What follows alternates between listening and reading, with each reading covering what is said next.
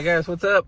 Welcome back here to another edition of Intuitive Angling. Much appreciated everybody carving out some time in their day to watch the video. Just want you guys to know, never take that for granted. Today, guys, I'm gonna tell you guys what I learned about what I did wrong at the Toyota Series on Kentucky Lake last week, and I think it's really going to help you all out. I, figure this out. I talked to a couple people, analyze the situation, and I've got a pretty good idea what the decisions that I made that were wrong and the decisions some other people made that were right, that were fishing the same area. And I think it's going to help you guys out down the road here. Real quick, guys, I just want to remind everybody, you guys know that I'm working with Bait Works and Boat Works here in Springfield, Missouri. If you guys are looking for any type of fishing tackle whatsoever, boats and motors, I'll put the Boat Work and the Bait Works link in the description. You guys can check those out, and it's a good way to support the channel here. Much appreciated. Okay, guys, pretty much got my butt kicked at Kentucky Lake. Finished sort of middle of the pack in there. I really thought I was going to have a pretty good tournament. I had a pretty good second day tournament there, a pretty good second day of practice. And from what I saw in there, I thought that I was going to have a really good tournament, because I thought I had a lot of water to duplicate. And as it turned out, I was fishing about a 5-mile section of like sort of rocky banks and points on Kentucky Lake that had the the right combination of water clarity and everything with that. There was one other boat that was fishing that area with me too. There was actually a couple people bouncing around in there, but there was plenty of water. It wasn't like it was overly crowded or anything.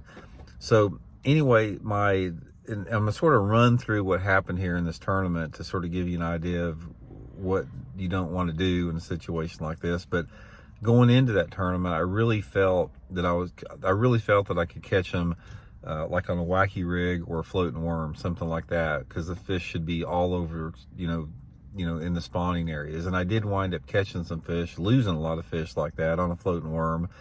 But all of my bigger fish, and the thing that I really wanted to get working was fishing that big Megabass mag draft, out on those rocky banks on the main lake. That's really how I thought I could have some type of shot to win the tournament. And I got bit by enough quality fish out there in practice to keep me on that.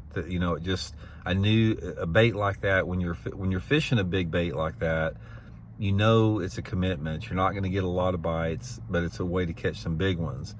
And as it turned out, I pretty much committed myself probably 75% of the tournament to throwing that big mag draft, because the first day of that tournament, if you guys remember, I lost some good fish, and I also lost 2 really good fish the second day of the tournament, 2 4-pound class fish on the mag draft. So I was getting enough bites on it to know, I was pretty confident I could catch a limit, which I didn't. I had the limit of bites, which, in essence, I did get the limit, but I just didn't get them in the boat. But the thing about it is I wound up losing those fish, and that should have told me something, because I knew that those fish were there. If those fish were there and they were hitting a big bait like that, I knew there was probably quite a few more fish there if I would have just tried to finesse them out. But I didn't feel like I could catch the quality finessing them out. So to make a long story short, and then I'll get back in the story, I found out there was a couple other guys that did well fishing the same type of stuff I was fishing, but they did downsize to a little small bait, like a little, finessing around, little swim baits and, Ned rigs and stuff like that. And those big smallmouth wanted that small stuff. And they wanted the mag draft, but they wouldn't eat it. They would bite it, but they wouldn't stay pegged up on it. But they were there, and they wanted the small stuff. And then the last day of the tournament, down there, my co-angler caught several nice fish on a little bitty swim bait like that. And after I saw what he was doing, and after I saw it work, and I said, God, I screwed up in this tournament. I should have put some little stuff on and got the bites, got a limit, and then went to the big mag draft. So here's what you can learn from it, guys, is when you're talking about maximizing tournament performance, there's a decision you have to make. You have to make a decision if you want to commit completely to catching bigger fish, not big fish, but quality fish, or do you want to try to put yourself around getting the most bites and then go for a kicker. I've always, the tournaments I've won in my career, the finishes that I've had high, almost every single time has come to committing to a low percentage, like a high risk, high reward bait, almost every single one of them. And I have a hard time breaking away from that. That's what I did in this tournament here. So in retrospect, one of the things that you have to remember is when you're dealing with fishing large baits, a lot of it has to do with the species of fish you're fishing for. There was more smallmouth bass actually in this area that I was fishing than there were largemouth. And these smallmouth, they would bite it. They would bite the mag drap, but I'd feel them knock it and not get it. And then I had them pull off and jump off. And the problem is that bait is so big, and even a 4-pound smallmouth has got a mouth like that on it, and they just can't get it in their mouth a lot of times.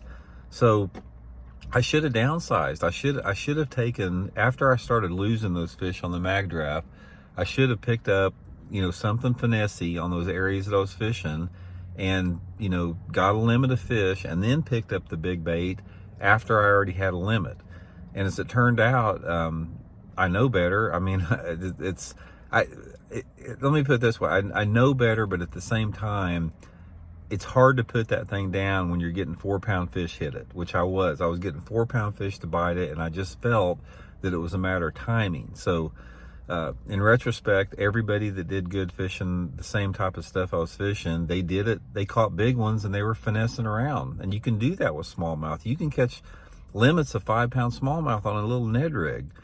So that's one of the most important things to remember. The thing you want to take away from this, guys, is I would highly encourage putting all your eggs in one basket, trying to catch big ones like on glide baits and swim baits and big baits. Try to get some bites with something else, and then mix it up, with the big bait occasionally. Now, if you get into an area where you're getting 2-3 bites on a little bait, pick up the big bait and fish it for 15 or 20 minutes, but don't just put the big bait in your hand like I did and wind up, getting your butt kicked by it, which I did. That's exactly what happened. So anyway, I hope you guys learned something from that. And like I said, I'll just keep as we go through these tournaments this year, I'll just try to share some stuff that you guys might want to learn from it. So thanks for tuning in. I'll see you guys.